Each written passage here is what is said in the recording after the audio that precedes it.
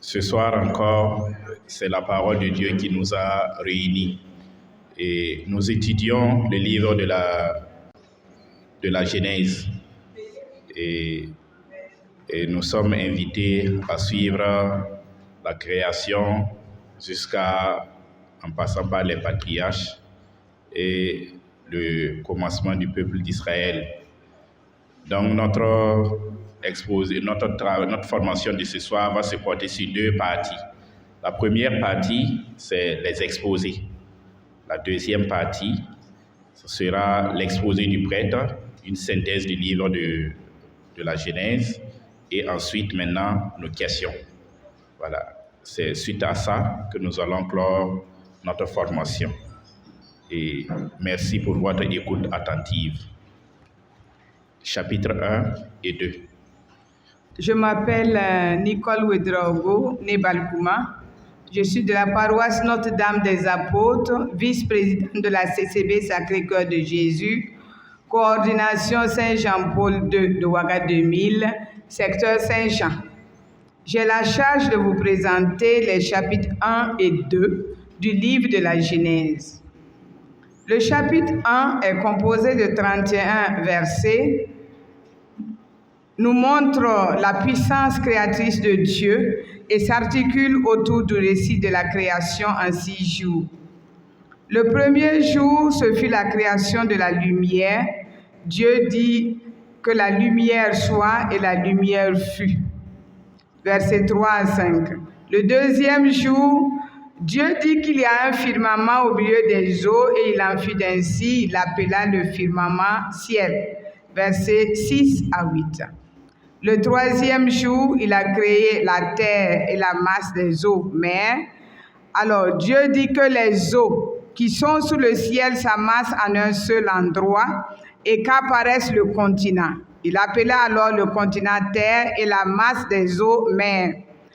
Comme tout cela était beau, Dieu continua l'œuvre de sa création en disant que la terre verdisse de verdure, des herbes portant des semences et des arbres fruitiers. Versets 9 à 11. Le quatrième jour de la création, Dieu dit qu'il y ait des luminaires au firmament du ciel pour séparer le jour et la nuit. Il fit alors les deux luminaires majeurs, le grand luminaire comme puissance du jour et le petit comme puissance de la nuit et des étoiles. Versets 12 à 19. Et le cinquième jour, Dieu a créé les oiseaux et les animaux. Versets 20 à 25, le sixième jour, il créa l'homme à son image et à sa ressemblance, et il lui donna donc le pouvoir de dominer toutes ces créatures. Versets 26 à 31. Les versets significatifs que nous pouvons retenir dans ce chapitre premier, verset 27, Dieu créa l'homme à son image, à l'image seule, Dieu le créa, homme et femme, il les créa. Verset 28, soyez féconds, multipliez-vous, emplissez la terre. Il y a des similitudes dans l'Ancien Testament, tout comme dans le Nouveau Testament.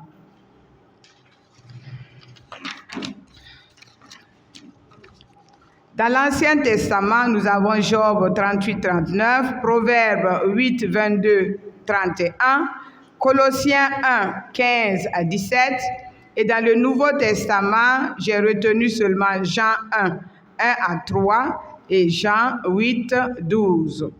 En conclusion, on peut retenir que Dieu est merveilleux, en ce sens que tout ce qu'il a fait est admirable. Que par le cœur immaculé de la très sainte Vierge Marie, notre Mère, nous gardons en nous la crainte de Dieu. Pour le chapitre 2,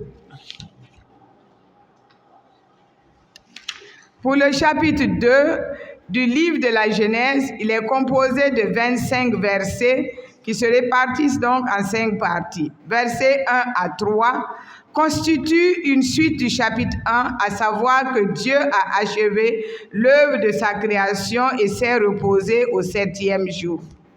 Dans le verset 4, on a les relations de l'homme avec Dieu et sa propre position dans ces relations. Dieu fut appelé ici Éternel Dieu pour la première fois et non Dieu tout simplement. Au verset 7, on constate un mode spécial de la création de l'homme. Dieu l'a formé et l'a façonné avec de la poussière et lui a mis une âme vivante en rapport direct avec lui, en soufflant dans ses narines l'esprit de vie. Ainsi, l'homme par son existence était en relation immédiate avec Dieu, car il tenait sa vie immédiatement de lui. C'est pourquoi il est appelé dans le livre des Actes des Apôtres, au chapitre 17, verset 28, la race de Dieu, et dans l'Évangile selon Luc, en son chapitre 3, verset 38, fils d'Adam, fils de Dieu. Dans le verset 28 à 20, on parle du jardin d'Éden. L'Éternel Dieu a mis dans le jardin d'Éden l'homme et il l'a placé en bénédiction.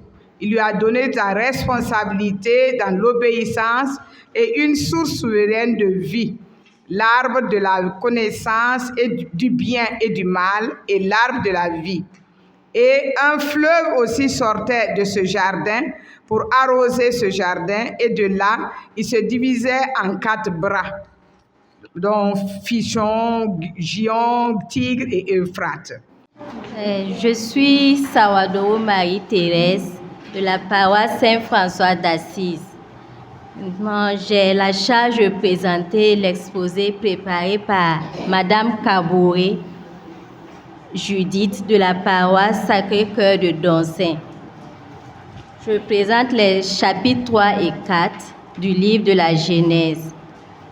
Le chapitre 3 du livre de la Genèse comporte 24 versets divisés en 3 parties. La séduction de Satan, première partie, composée des versets 1 à 13.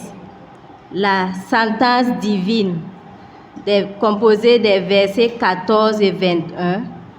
L'homme chassé d'Éden, composé des versets 22 à 24. Pour ce qui est du chapitre 4 de la Genèse, il comporte 26 versets divisés également en 3 parties. La première partie, Abel et Caïn, le culte du vrai Dieu et la religion de l'homme, composée des versets 1 à 16. Le monde organisé sans Dieu, versets 17 à 24.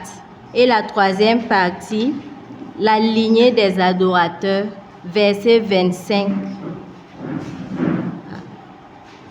à 26. Comme verset touchant dans ces 2 chapitres, nous pouvons retenir que Genèse 4 à 10 et verset 10, Dieu dit, « Qu'as-tu fait ?» Reprit-il, « De la voix du sang de ton frère, crie du sol vers moi. » Verset 7, « Si tu fais bien, ne seras-tu pas agréé? Si tu n'agis pas bien, le péché tapit à ta porte, te désire, mais toi, domine-le. » Comme exhortation finale, Dieu doit toujours occuper la première place dans nos vies et nous devrons lui offrir le meilleur des offrandes. Et ne jamais verser le sang humain, car le sang a un langage qui parle et crie plus fort au risque de s'attirer la colère divine. Que Dieu nous donne cette force, tout en Dieu et pour Dieu. Amen.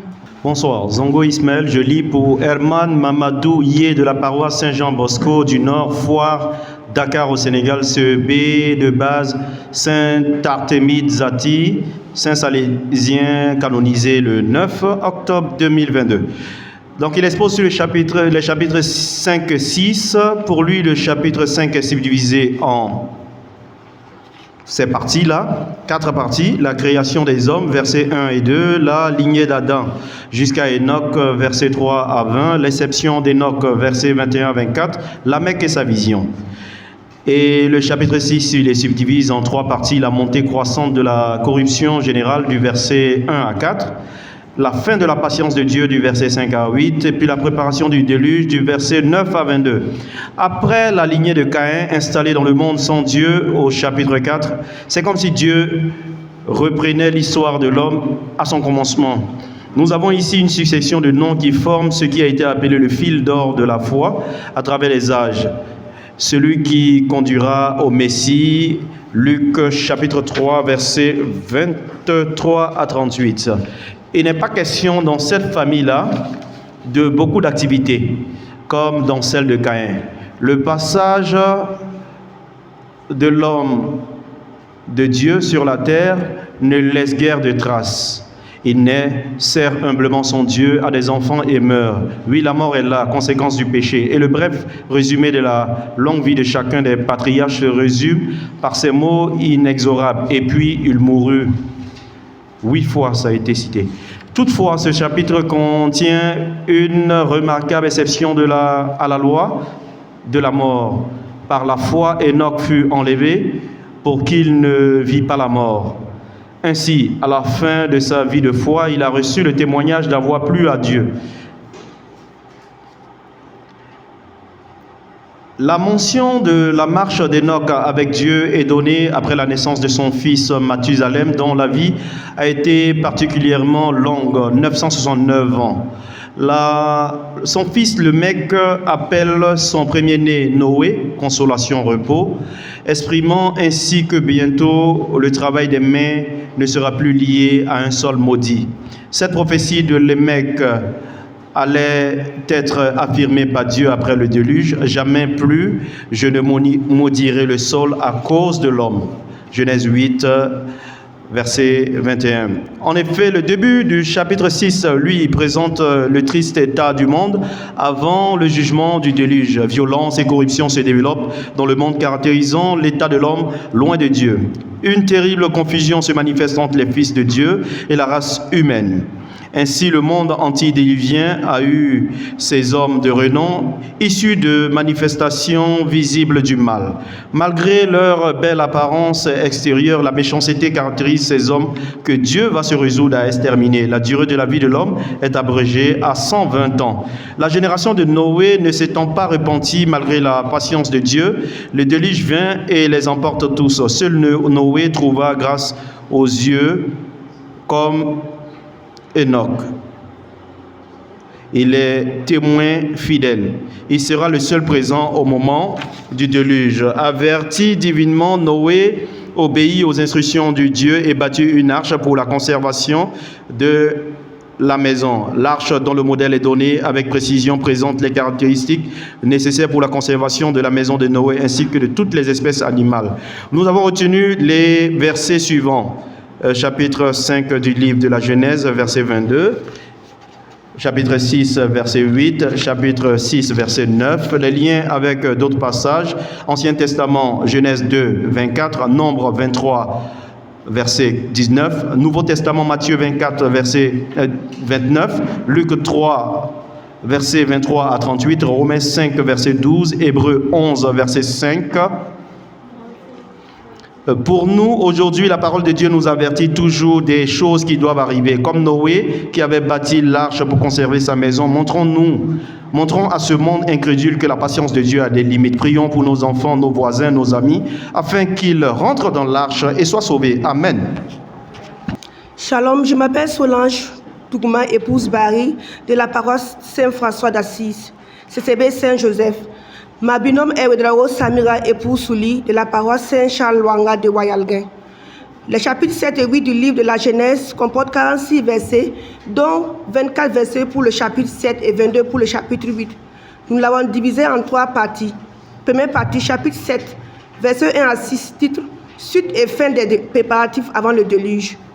Retenu comme seul juste parmi les hommes de sa génération, Dieu avertit Noé de la survenue du déluge une semaine avant. Il lui demande de mettre dans l'arche 7 couples d'animaux purs et d'un d'animaux impurs, et 7 couples pour les oiseaux, et ainsi fut fait. Deuxième partie, chapitre 7, versets 7 à 24, le déluge. Le fleuve se déclenche comme prévu au 600e année de vie de Noé. À cause des flux d'eau, il rentre dans l'arche avec sa famille, les animaux choisis et Dieu la ferma. Et pendant 40 jours et 40 nuits, il a plu de sorte que tout relief fut enseveli par les eaux et toute trace de vie effacée de la terre. Troisième partie, le chapitre 8, titre « La fin du déluge ».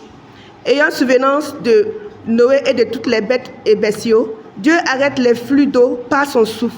C'est ainsi qu'en l'an 601, au 27e jour du 2e mois, Noé, sa famille, toutes les bêtes et les bestiaux quittent l'arche et regagnent la terre ferme sous instruction de Dieu. Apaisé par l'holocauste que fit Noé en guise de reconnaissance, Dieu se promit en lui-même de ne plus frapper les vivants de la terre comme il le fit. L'unité du thème qui se dégage pour nous dans ce chapitre, purification de la terre par le déluge. Comme verset significatif, nous avons retenu le verset 21. Le Seigneur respira le parfait apaisant et se dit en lui-même, « Je ne maudrai plus jamais le sol à cause de l'homme. » 7. Le cœur de l'homme est porté au mal dès sa jeunesse, mais plus jamais je ne frapperai les vivants comme je l'ai fait. Nous n'avons pas trouvé de lien entre ces chapitres avec d'autres livres de la Bible. De nos jours, la méchanceté des hommes perdure. Nous voyons au jour le jour le déclin des valeurs humaines. Mais par la mort et la résurrection de Jésus, qui au prix de son sang nous a donné le salut, nous sommes tous sauvés. Mais quelle sorte de déluge peut survenir encore sur cette terre? Nous pouvons demander au Seigneur de submerger la terre par un nouveau déluge, celui des sources d'eau vive, que procurera une puissante effusion de l'Esprit Saint. Ainsi, la face de la terre sera renouvelée. Aussi aurons-nous la victoire sur nos péchés et faiblesses pour vivre sous l'impulsion du Saint-Esprit, pour ne plaire qu'à Dieu. Que le Saint-Esprit nous y aide. Je m'appelle Philibert Abga, je suis de la paroisse cathédrale CCB Saint-Pierre de Samanais. Je vous présente cet exposé sur le chapitre 9 du livre de la Genèse, qui comprend 29 versets que l'on a pu subdiviser en deux grandes parties. La première partie, bénédiction de Dieu à Noé et ses fils, et les prescriptions faites par Dieu, du verset 1 à 7. Dieu met à la disposition de Noé et ses fils tous les êtres vivants qu'il a créés et qui étaient dans l'arche avec eux. Mais Dieu donne cette prescription. Verset 4. Toutefois, vous ne mangerez pas la chair avec sa vie, c'est-à-dire son sang. Verset 6. Qui verse le sang de l'homme par l'homme verra son sang versé, car à l'image de Dieu, Dieu a fait l'homme. Deuxième partie, l'alliance faite à Noé et à sa descendance par Dieu. Le signe de l'alliance est la vie de Noé. Verset 1 à 17. J'établirai mon alliance avec vous. Aucune chair ne sera plus exterminée par les eaux du déluge. Verset 16. L'arc serait dans la nuée et je le regarderai pour me souvenir de l'alliance perpétuelle entre Dieu et tout être vivant, toute chair qui est sur la terre. Agriculteur de profession, Noé bénit Sem et Japheth. Il maudit Cham pour s'être mal comporté envers lui. L'unité générale qui se dégage de ce chapitre, Dieu est miséricorde et est toujours à nos côtés, quelles que soient nos dérives. Les versets qui ont retenu notre attention, c'est les versets 11 et 17. Le lien avec le Nouveau Testament, c'est Matthieu 5 à 45. Le message que nous pouvons tirer, l'alliance de Dieu reste et demeure toujours avec sa créature. Gardons cela dans notre vie. Exhortation, ce que le Seigneur Dieu a parlé à Noé, il continue de nous parler de nos jours. Prions et gardons une foi ferme et nous bénéficierons toujours des fruits de cette alliance. Amen. Le verset 10, qui comprend 32 versets, on a pu subdiviser en deux grandes parties, qui nous parlent essentiellement de la progéniture de Noé. Première partie, la famille de Japheth. Du verset 2 à 5, il eut 7 fils. C'est à partir d'eux que ce fut la répartition des nations dans les îles. Chacun eut son pays suivant sa langue et sa nation selon son clan. Deuxième partie, la famille de Cham. Cham eut 4 fils et de sa lignée qu'est venu Nemrod, le premier héros sur terre. Il avait pour royaume Babel. De Micrem est venu les pays du sud, d'où sortirent les Philistins. De Cana est venu le clan des Cananéens. Quant à Sem, il eut 5 fils, versets 22 à 30.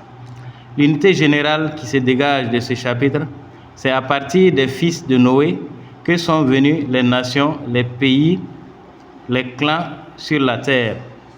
Les versets qui ont retenu notre attention sont le verset 9. Lui qui fut un chasseur héroïque devant le Seigneur, d'où le dicton, tel Nemrod, être un chasseur héroïque devant le Seigneur. Le lien avec l'Ancien Testament, Josué, versets 10 à 16. Le message que nous pouvons tirer, d'âge en âge, de génération en génération, Dieu a toujours maintenu son alliance avec l'homme. Exhortation, malgré nos comportements souvent éloignés de la volonté du Seigneur, Dieu reste humble et dans la prière, maintenons toujours son alliance. Amen. Je vous remercie. Bonsoir à tous. Je suis Kima Marie-Laure Estelle de la paroisse Saint-François d'Assise, la CCB Sainte-Monique. Mon binôme, c'est Madame Zida Jacqueline. Nous avons en charge de vous présenter les chapitres 11 et 12 du livre de la Genèse. Le chapitre 11, il est constitué de 32 versets et ces 32 versets peuvent être divisés en 2 grandes parties. Nous avons une première partie, les versets 1 à 9, que nous avons intitulée « La construction de la tour de Babel », où les habitants de la terre ont décidé de se bâtir une ville et une tour qui touche le sommet du ciel pour se faire un nom, afin de ne pas être dispersés à la surface de la terre. La deuxième partie, c'est les versets 10 à 32, que nous avons intitulé « La lignée de Sem » ou « La généalogie d'Abraham ». L'unité de thème qui se dégage de l'ensemble des parties, c'est la désobéissance à Dieu et l'orgueil. En effet, Dieu avait recommandé aux habitants de la terre de se multiplier et de se répandre. Ils ont décidé, en construisant la tour, de se faire un nom afin de ne pas être dispersés. Comme verset significatif, nous avons choisi le verset 4. « Allons, bâtissons-nous une ville et une tour dont le sommet touche au ciel, et faisons-nous un nom afin que nous ne soyons pas dispersés sur la face de toute la terre. » Les liens du chapitre avec d'autres passages de la Bible, il s'agit de liens qui portent essentiellement sur la deuxième partie, à savoir la lignée de la généalogie d'Abraham. Et nous avons Luc dans le Nouveau Testament, Luc, le chapitre 3, les versets 34 à 36. Et dans l'Ancien Testament, nous avons 1 Chronique 1, les versets 24 à 27. L'actualité du message pour nous, c'est que la désobéissance au commandement de Dieu nous conduit nécessairement à notre perte. Les interpellations de Dieu pour nous aujourd'hui, c'est que le Seigneur nous invite à nous conformer à sa volonté, que toutes nos actions doivent avoir pour but de glorifier Dieu, que non pour notre propre gloire. Comme exhortation finale du chapitre 11, nous demandons au Seigneur la grâce de l'humilité et de l'obéissance, qu'à l'image de la Vierge Marie, nous puissions dire également qu'il nous soit fait selon la volonté de Dieu. Pour ce qui concerne le chapitre 12, on l'a subdivisé également en 2 parties, il comprend 20 versets. Et la première partie, c'est les versets 1 à 9, l'envoi à mission d'Abraham. Le Seigneur a dit à Abraham, quitte ton pays, ta patrie, la maison de ton père et va dans le pays que je te montrerai. Dans la deuxième partie, c'est les versets 10 à 20, c'est le séjour d'Abraham en Égypte, où à la suite d'une famine dans le pays de Canaan, Abraham descend en Égypte pour y séjourner. L'unité de thème qui se dégage de l'ensemble des parties, c'est la foi. Comme verset significatif, nous en avons retenu 2. Le verset 1, où le Seigneur demande à Abraham, quitte ton pays, ta parenté et la maison de ton père et va dans le pays que je te montrerai. Et le verset 4, où Abraham partit conformément à la parole de l'Éternel. Comme lien avec d'autres passages de la Bible, nous avons dans l'Ancien Testament Hébreux chapitre 11, verset 8, Actes chapitre 3, verset 25 et Galates chapitre 3, verset 8. Dans l'Ancien Testament, nous n'avons pas trouvé de correspondance. Pour ce qui concerne le message du chapitre pour nous, c'est la persévérance dans les épreuves, la foi face aux épreuves. Les interpellations de Dieu pour nous aujourd'hui, Dieu nous invite à la confiance, à lui demeurer fidèle malgré les obstacles qui se présentent sur notre chemin. Comme exhortation finale, nous dirons que seule la foi permet d'amener la promesse de Dieu à sa réalisation. Quand bien même notre foi se heurte à des difficultés, à des obstacles, nous devons rester persévérants. Je vous remercie. Bonsoir. Je m'appelle Éric Ilboudo. Je présente l'exposé de Muriel. Le chapitre 13 du livre de la Genèse contient 18 versets et peut être divisé en 3 parties. 1. Le retour de Bethel, où il invoqua Dieu. La séparation d'Abraham et de Lot. La promesse de Dieu à Abraham. D'Égypte, Abraham et toute sa suite avec ses biens, en passant par le Négeb, arrivent entre Bethel et Haï, à l'endroit de l'autel qu'il avait érigé précédemment, et là il invoqua le nom de Yahvé. La séparation d'Abraham et de Lot. Abraham et son neveu Lot se séparaient à cause d'une dispute entre leurs patres, ce qui, selon Abraham, nécessite une séparation afin de ne pas détruire la fraternité qui existe entre eux. Lot s'installa dans les villes de la plaine du Jourdain jusqu'à Sodome. Abraham s'établit plus précisément au chêne de Mamré qui est à Hébron, et là il érigea un autel à Yahvé. La promesse de Dieu à Abraham. Cette vie de nomade où les querelles de famille ne manquent pas est portée par une grande espérance. Dieu a fait à Abraham une triple promesse. Il aura une descendance nombreuse comme la poussière de la terre. Il possédera un royaume. Il sera source de bénédiction pour tous les hommes. Unité de thème qui se dégage de l'ensemble des parties.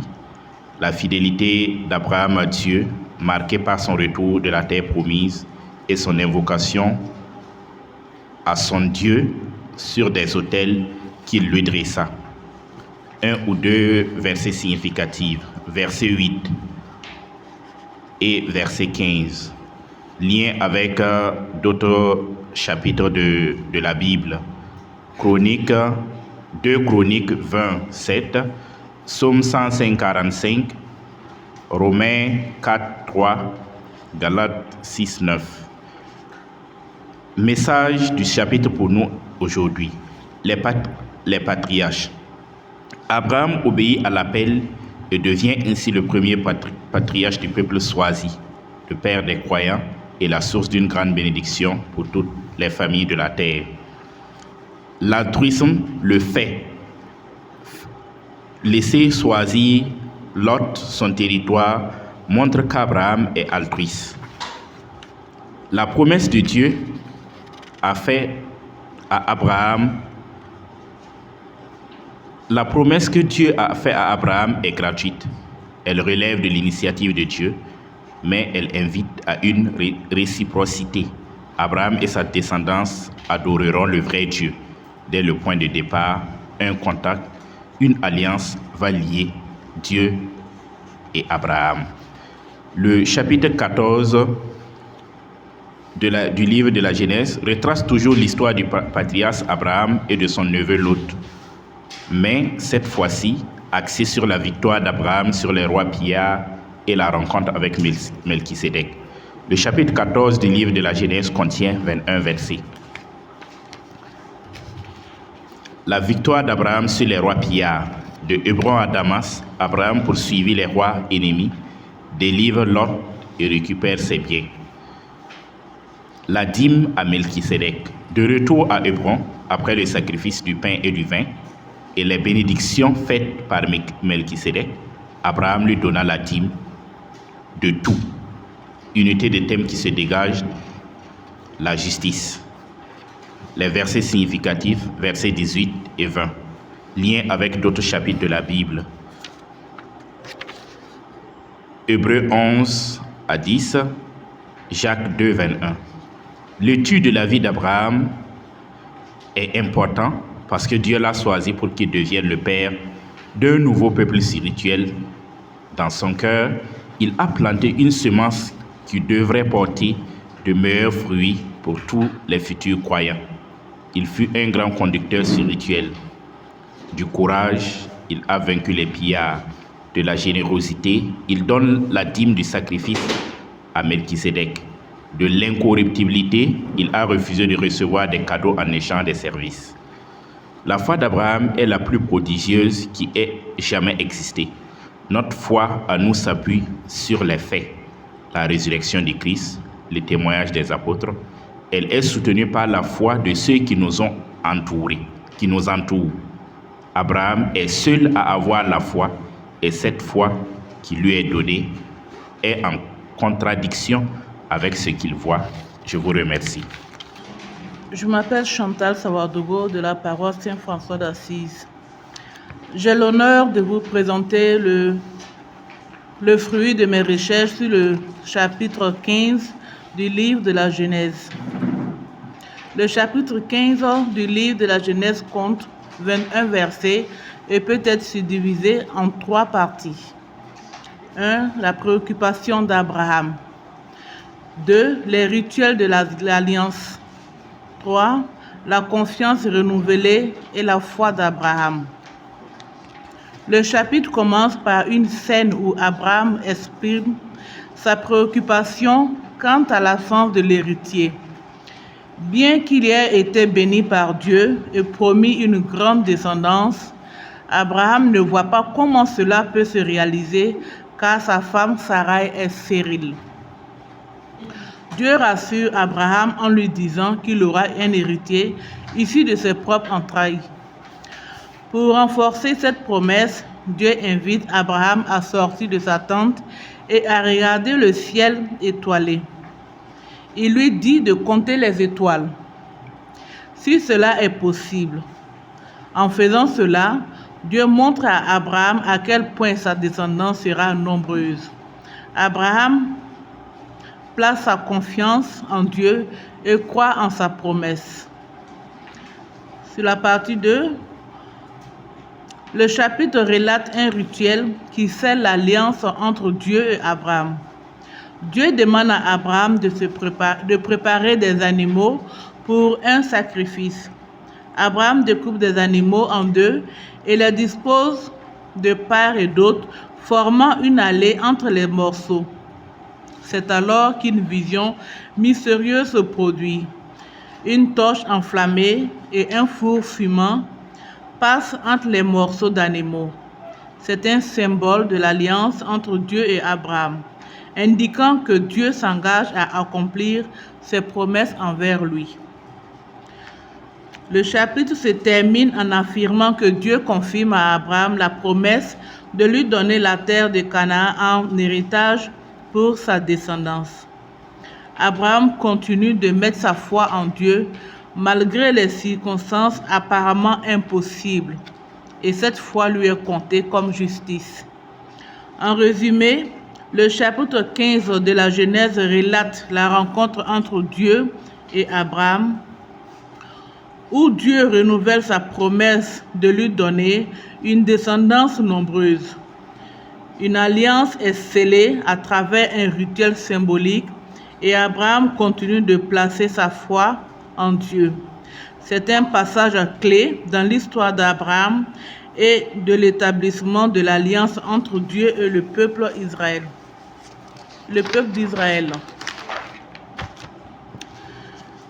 Le verset le plus marquant. Il lui conduisit dehors et dit, lève les yeux au ciel et dénombre les étoiles si tu peux les dénombrer. Et il lui dit, telle sera ta prospérité, ta postérité.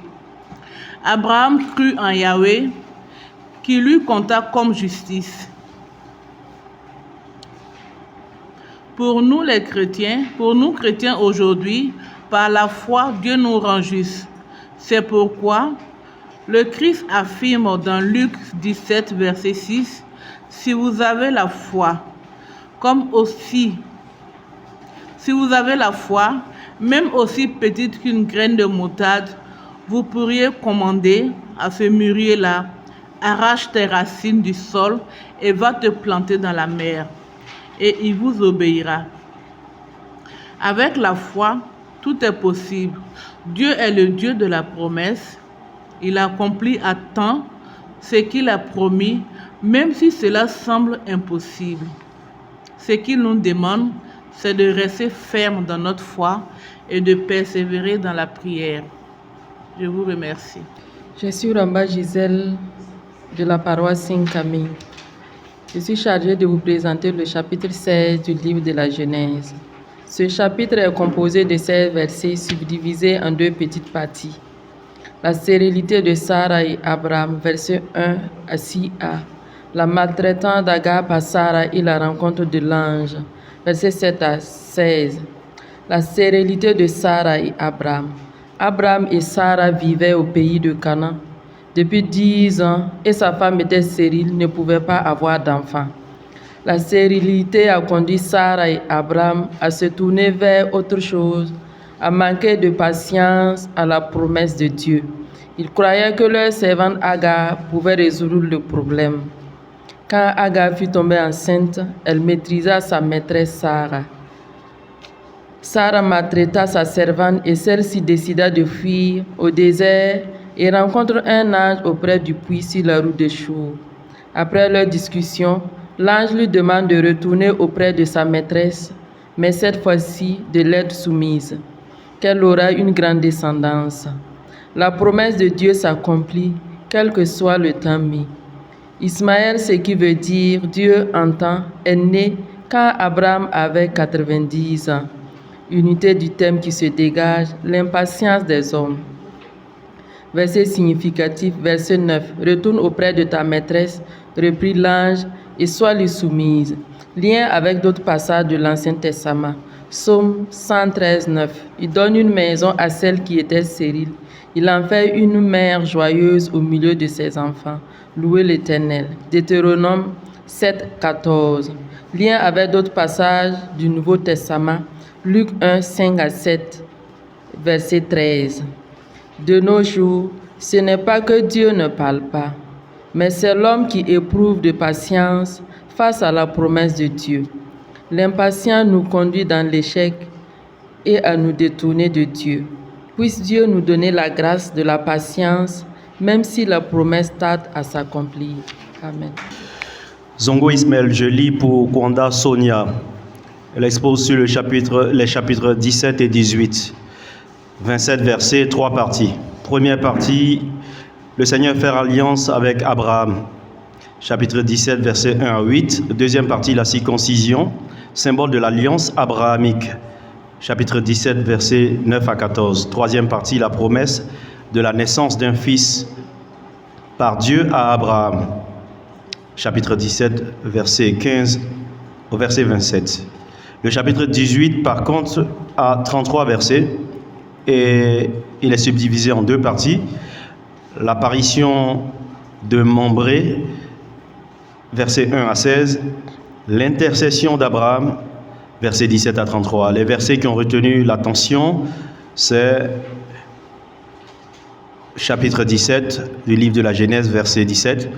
Un homme de 100 ans va-t-il avoir un fils et Sarah va-t-elle enfanter à 90 ans?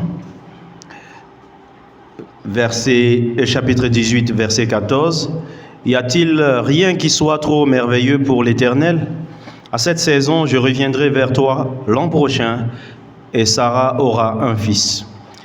Les liens avec d'autres versets bibliques Matthieu chapitre 3 verset 17. Des cieux, une voix disait, « Celui-ci est mon Fils bien-aimé en qui je trouve ma joie. » Matthieu chapitre 5 verset 48. « Vous donc, vous serez parfaits comme mon Père céleste est parfait. » L'actualité. Nous traversons aujourd'hui encore des situations éprouvantes. Nous oublions trop souvent que c'est dans ces moments que nous devons le plus nous tourner vers Dieu au lieu de disperser nos forces. Très souvent, nous ne prions pas les uns pour les autres. Exhortation, demandons la grâce au Seigneur de pouvoir rester connectés à lui et aussi de pouvoir intercéder auprès de lui pour nos frères et sœurs et surtout de faire toujours appel à son Esprit Saint afin qu'il vienne au secours de notre faiblesse. Que le Saint-Esprit nous y aide. Amen. Zongo Ismaël, je lis pour Semde Lauricia, Marie-Angélique. Son binôme Soubega Bénédicte. Chapitre 19 et chapitre 20. Le chapitre 19 comporte 38 versets qui est subdivisé en 5 parties. L'hospitalité de Lot, versets 1 à 3. Lot affronte les hommes de Sodome, versets 4 à 11. Dieu sauve Lot et sa famille, versets 12 à 22. La destruction de Sodome et Gomorrhe, versets 23 à 29. La naissance des ancêtres de Moabites et des Ammonites, versets 30 à 38. Nous n'avons pas trouvé de similitude entre ces passages et d'autres passages de la Bible. Les mauvais agissements du peuple de Sodome et Gomorrhe ont conduit à leur destruction. Le Seigneur avait prévu d'exterminer tous les habitants. Cependant, il s'y trouvait un homme bon qui n'agissait pas comme le peuple de Sodome et Gomorrhe. Il avait trouvé grâce auprès de Dieu et aussi à cause de ce que Dieu avait dit à Abraham dans le chapitre 18, du verset 27 au verset 32. Lot et sa famille ont eu la vie sauve par la miséricorde de Dieu. La femme de Lot n'a pas respecté les consignes des messagers de Dieu, ce qui lui a coûté sa vie. Le passage qui retient le plus notre attention est le verset 4, 22. Lot ne connaissait pas les deux étrangers, mais il savait que s'il ne les offrait pas son hospitalité, les autres habitants de la ville allaient s'en prendre à eux. Lot était prêt à donner ses filles vierges à la place de ces étrangers. Cet acte semble être similaire à celle que fera Abraham plus tard quand il donnera son fils unique en sacrifice. Bien qu'il ne s'agisse pas du même contexte, nous pouvons dire que le lien commun est le don de Dieu. Est le don à Dieu d'une chose à laquelle nous tenons le plus. Dans ce cas, ce sont les enfants. En acceptant de donner leur bien le plus cher, ils ont prouvé leur amour pour Dieu, leur obéissance. Et en retour, le Seigneur les a bénis davantage et leur a permis de garder leur bien précieux à leur cœur. Dans notre vie, il arrive que le Seigneur nous demande le don de choses qui nous tiennent à cœur à travers quelqu'un qui nous demande de l'argent, des vêtements, notre temps pour l'aider, etc. Nous devons toujours être généreux et charitables autour de nous, car Dieu aime et donne davantage à celui qui donne généreusement. Chapitre 20 comporte 18 versets, subdivisés en 3 parties. Première partie, Dieu avertit Abimelech du verset 1 à 7. Du verset 8 à 16, deuxième partie, Abimelech se fait pardonner auprès d'Abraham. Troisième partie, Abraham prie pour Abimelech. Nous n'avons pas trouvé de similitude entre ces passages et d'autres passages de la Bible. Parce que Abraham avait dit que Sarah était sa sœur, Abimelech la désira et décida de l'enlever. Sarah n'était pas consentante. Ce que donc Abimelech s'apprêtait à faire était un viol et surtout un péché. S'il avait su que Sarah était la femme d'Abraham, il ne l'aurait jamais enlevée. Cependant, Dieu a permis que tout cela se passe, car il voulait sûrement passer par Abimelech pour donner à Abraham des richesses et un lieu où séjourner. C'est les versets 14 à 16. En effet, après l'enlèvement de Sarah, avant que Abimelech ne commette un péché, Dieu le prévient. versets 6 à 7, l'empêchant ainsi de commettre ce péché. Le passage qui retient le plus notre attention, ce sont les versets 17 à 18. L'acte d'Abimélec a conduit à la stérilité des femmes de son royaume. C'est la prière d'Abraham qui a délivré son peuple, et c'est là parce que Abimélec a fait le bon choix en ne touchant pas Sarah. Il arrive souvent que dans notre vie, nous soyons confrontés à des situations dans lesquelles nous sommes dans l'erreur, dans le péché. Le Seigneur nous avertit à travers quelqu'un, un message biblique ou un songe. Nous n'écoutons pas toujours, et c'est lorsque nous sommes dans des problèmes que nous courons vers Dieu pour lui demander son aide et pleurer. Que le Seigneur nous pardonne pour toutes les fois que nous ne l'avons pas écouté, qu'il dispose nos cœurs et notre esprit à écouter et à discerner ses conseils à l'image d'Abimélec, évitant ainsi les malédictions et les obtenir la réparation de nos erreurs. Amen. Bonsoir, je suis Da Colette, épouse Badini de la paroisse Christ-Roi de Pissy. Mon exposé porte sur les chapitres 21 et 22 du livre de la Genèse. Le chapitre 21 compte 34 versets et est divisé en 3 parties. La naissance d'Isaac du verset 1 à 7, Agar dans le désert du verset 8 au verset 21, alliance d'Abraham avec Abimélec du verset 22 au 34. Dans la première partie, Dieu a agi pour Sarah qui enfanta un fils nommé Isaac. Dans la deuxième partie, après la naissance d'Isaac, Sarah demanda à Abraham de chasser Agar et son fils Ismaël. Cette parole déplut à Abraham. Mais Dieu lui dit au verset 12, « Que cela ne déplaise à tes yeux. Accorde à Sarah tout ce qu'elle te demandera. » Abraham obéit à la parole de Dieu. Dans la troisième partie, Abraham et Abimélec conclurent une alliance à Beersheba. Le chapitre 22 est composé de 24 versets et divisé en 2 parties. Le sacrifice d'Isaac, 1 à 19, La descendance de Nahor, du verset 20 à 24. Dans la première partie, Dieu mit Abraham à l'épreuve. Celui-ci obéit et vu son obéissance, Dieu le bénit. Dans la deuxième partie, Nahor, frère d'Abraham, eut des enfants avec sa femme Milka. Les versets significatifs de ces 2 chapitres sont Genèse 21, verset 12 et Genèse 22, verset 2. Les similitudes avec l'Ancien Testament, on a Genèse 17, verset 21, Proverbe 25, verset 25, Psaume 146, versets 7 à 9. Nouveau Testament, on a Hébreux 11, 11 à 12 et Jean 4, 9 à 10. Ces 2 chapitres nous invitent à l'obéissance et à la foi.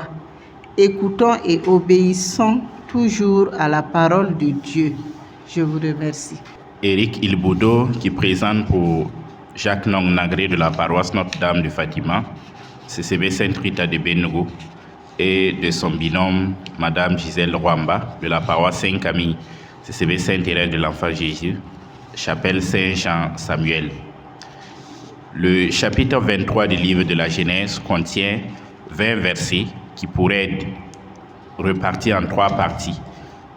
1. La mort de Sarah, versets 1 à 3. 2. L'acquisition d'une propriété funéraire par Abraham auprès des Hittites. 3. 18. L'enchevêtrissement de Sarah. 19. Le chapitre 23 du livre de la Genèse nous montre comment les serviteurs de Dieu sont traités. Dieu lui-même veille sur eux afin qu'ils ne manquent de rien. Exhortation. Bien-aimés de Dieu, ce chapitre nous enseigne l'humilité. En effet, Abraham aurait pu se prévaloir de son titre de serviteur de Dieu pour prendre la propriété des Hittites, pour enterrer sa femme, mais il se présente comme un simple immigré, prêt à payer le prix pour obtenir cette propriété. Pourtant, Il a encore en mémoire la promesse de Dieu de lui donner cette terre à lui et à sa descendance. Les Hittites reconnurent à Abraham le prince de Dieu au milieu d'eux et le traitèrent comme tel. Ceci vient confirmer que quiconque sert Dieu et lui obéit ne manquera de rien. Le chapitre 24 du livre de la Genèse contient 67 versets et pourrait être réparti en 3 grandes parties. Abraham envoie son serviteur dans son pays chercher une femme pour Isaac. La prière du serviteur d'Abraham, la rencontre de Rebecca. L'accueil du serviteur d'Abraham chez Bethuel, le retour du serviteur chez son maître avec la femme d'Isaac.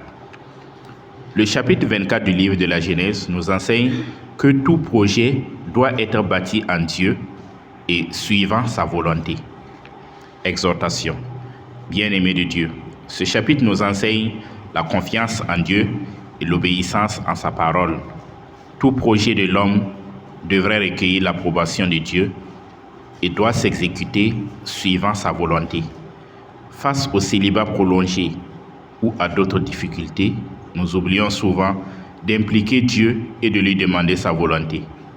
Nous mordons à toutes les situations sans nous référer au plan de Dieu et nous nous étonnons et nous nous offusquons des échecs qui en résultent.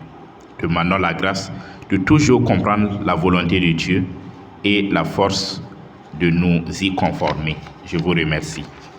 Je suis Zangrianogo Adeline Elena, épouse Somda de la paroisse Notre-Dame de Kolognaba, et ma binôme est Ninkiema Sonia, épouse Folane, de la paroisse Saint-Marc de Nagrin.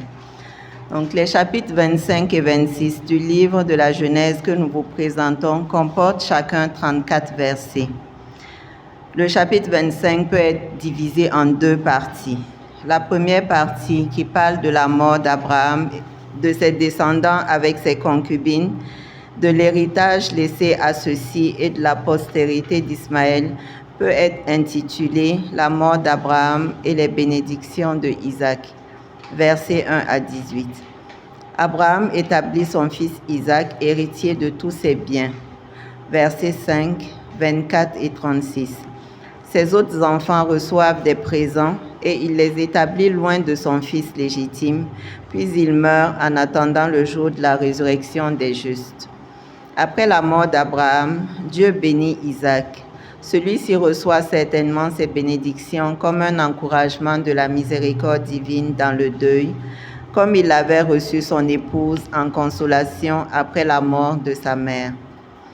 La seconde partie nous parle de la descendance d'Isaac, de ses fils jumeaux, Jacob et Ésaü, de la persévérance dans la foi, de la souveraineté de Dieu et du renoncement de Ésaü à son droit d'aînesse.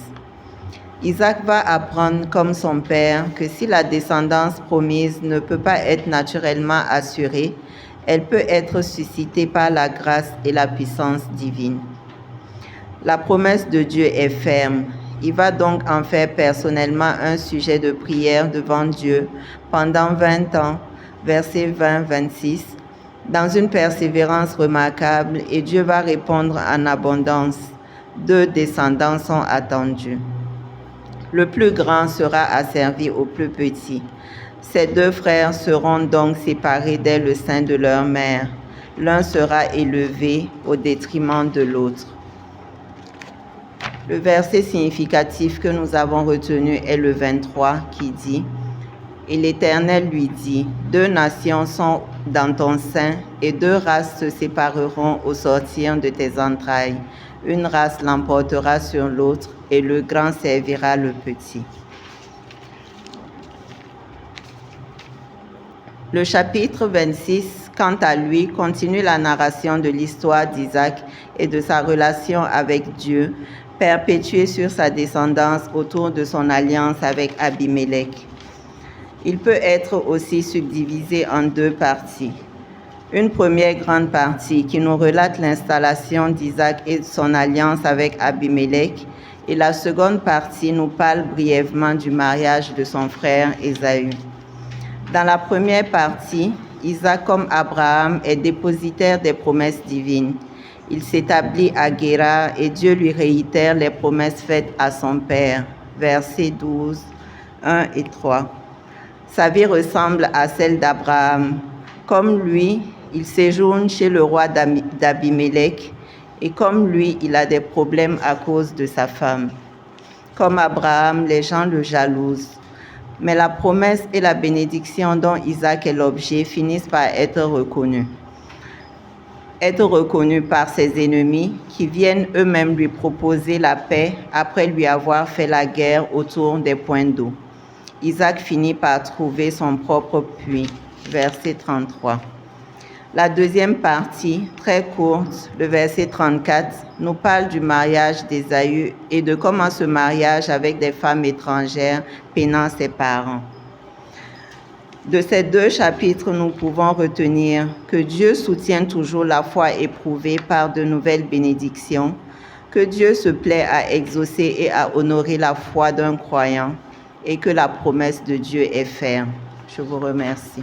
Bonsoir, je suis Josiane Bado. Je lis l'exposé de Gisèle Koualga, épouse Rwamba, de la paroisse Sainte-Faustine de Saptoana, CCB Notre-Dame du Perpétuel Secours.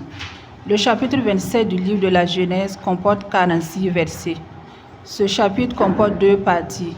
La première partie contient 41 versets et s'intitule « Jacob prend la bénédiction de son frère Ésaü ». Jacob, se sentant vieux, appela son aîné Ésaü pour le bénir avant sa mort.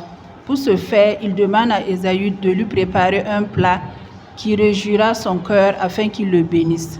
Rebecca, ayant entendu la conversation, rapporta la chose à Jacob et lui montra quoi faire pour voler la bénédiction de son frère. De ce fait, après avoir rassuré Jacob, elle prépara elle-même un mets que son mari aima et le donna à Jacob pour son père après l'avoir vêtu des habits et couvert ses bras et son cou de la peau des chevaux. Après avoir mangé, Isaac bénit Jacob. Ainsi Jacob réussit à tromper son père et vola la bénédiction de son frère avec l'aide de sa mère. À cause de ce vol, Ésaü conçut de la haine pour son frère et attendait la mort de son père pour se venger en le tuant. La deuxième partie comporte 5 versets et s'intitule « Rebecca conseille à Jacob de s'enfuir ». Après avoir entendu les paroles de son frère aîné, Rebecca conseille à Jacob de fuir chez son oncle Laban pour fuir son frère et se faire oublier de lui. Par un repas, le frère aîné perdit son droit d'aînesse. En effet, en Genèse 25, 33-34, Ésaü vendit son droit d'aînesse pour un plat de lentilles. Pour un plat, il perdit la bénédiction qui allait avec le droit d'aînesse. La première tentation du Seigneur Jésus au désert après son baptême fut le repas, confère Matthieu 4, 3, 4. L'un des 3 piliers du temps de carême est le jeûne. Une des prières eucharistiques du temps montre l'importance de la mortification dans la sanctification du chrétien. Puissions-nous, avec la grâce de Dieu, profiter du temps de carême pour grandir dans la sainteté. Amen. Le chapitre 28 est une continuité du chapitre 27. Elle comporte 22 versets et est composée en 3 parties. La première partie comporte 9 versets et s'intitule « Isaac envoie Jacob à Padam Haram après avoir convaincu son fils cadet de fuir chez son oncle. » Rebecca convainc son mari du fait qu'elle ne supportait plus la vie si Jacob se mariait à une fille du pays. Ésaü, en épousant des filles du pays, causa de l'amertume à ses parents. Genèse 26, 34-35.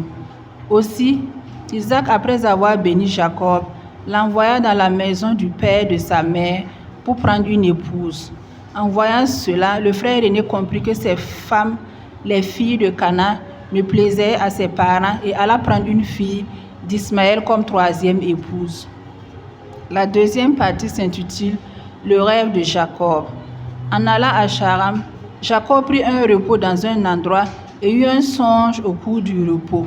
Dans ce songe, il vit une échelle appuyée sur le sol et le sommet touchant le ciel.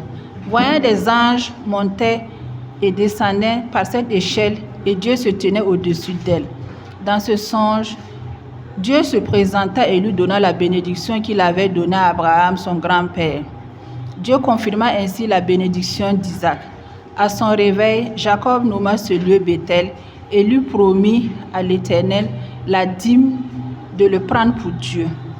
Ce chapitre est en lien avec l'Évangile selon Saint Jean, Jean 1, 51, où le Seigneur Jésus promet la vision de Jacob à ses disciples.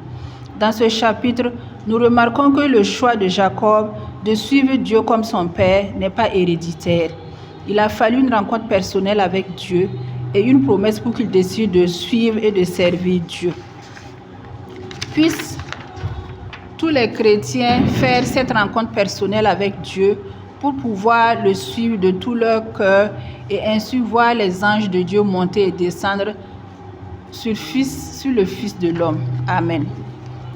Bonsoir tout le monde. Je me nomme Ouedraogo Véronique Sandrine, la paroisse Jean-Marie Vianney de Tampoui, CCV Sainte-Bernadette. Mon binôme est Oulé Sophie de la paroisse de Sava. Nous vous présentons le chapitre 29 du livre de la Genèse et le chapitre 30. Le chapitre 29, il est constitué de 35 versets. Nous l'avons subdivisé en 3 parties qui sont versets 1 à 14, l'arrivée de Jacob à Haran chez son oncle Laban. Versets 15 à 30, les mariages de Jacob. Versets 31 à 35, les premiers enfants de Jacob. Ce chapitre nous montre le chemin de l'amour et de l'obéissance et nous interpelle de faire très attention à la cupidité car elle peut nous éloigner de ceux que nous aimons. Versets 1 à 14. L'amour des richesses a conduit Laban à donner ses 2 filles et ses 2 servantes à Jacob pour 14 ans de service alors qu'il ne voulait que sa fille cadette en mariage. Versets 15 à 30. Là où l'homme ne nous rend pas l'amour que nous désirons, c'est Dieu lui-même qui nous comble de son grand amour. C'est ainsi que, délaissée par Jacob, Léa a eu la grâce d'être féconde et de donner 4 enfants à Jacob, dont les noms sont Ruben, Siméon, Lévi et Juda. Tandis que Rachel, la bien-aimée de Jacob, demeurait stérile. Versets 31 à 35. La force de l'amour, un socle qui unit tout homme à l'autre et à Dieu. Elle nous donne force et courage pour aller jusqu'au bout de nos espérances. Yahvé dit à Léa, il avait vu que Léa n'était pas aimée et il la rendit féconde, tandis que Rachel demeurait stérile. Verset 31 est celui qui nous a le plus touchés. Nous avons fait le lien dans l'Ancien Testament en Genèse 2, 23 et en Exode 2, 16 à 22. Aujourd'hui encore, le Seigneur nous invite à l'obéissance et à la tolérance, car elles restent des marques de notre amour envers notre prochain et à travers lui envers Dieu. Que Dieu nous fasse la grâce de nous aimer les uns les autres. Le chapitre 30, constitué de 41 versets, nous l'avons divisé en 2 parties. Versets 1 à 24, les querelles de rivalité entre les femmes de Jacob. Versets 25 à 41, comment Jacob s'enrichit à travers le troupeau de son oncle. Dans ce chapitre, nous voyons le Seigneur laissant l'homme libre de toute initiative en l'associant à son œuvre de création. Il nous montre le chemin de l'humilité comme source de surabondance de grâce dans nos vies. Léa, la première femme, est l'aînée de Rachel, mais reste obéissante et humble. Le Seigneur l'a élevée devant sa sœur en la rendant féconde. Versets 1 à 24. Jacob, élu de Dieu, à travers qui son oncle reçut la bénédiction, mais reste humble et obéissant toujours au service de son oncle. Malgré la tromperie de son oncle, Dieu l'a enrichi. Versets 25 à 41. L'humilité, moyen pour nous de toucher le cœur de Dieu. Alors Dieu se souvint de Rachel. Il l'exauça et la rendit féconde. Dieu a enlevé ma honte.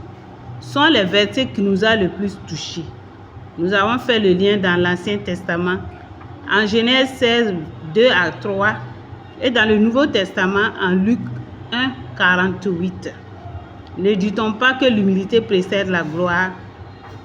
Aujourd'hui encore, le chemin du repentir et de l'humilité nous donnera d'accéder au vrai bonheur dans cette vie et dans la vie sans fin. Que le Seigneur nous fasse la grâce d'un cœur contrit et humble. Amen.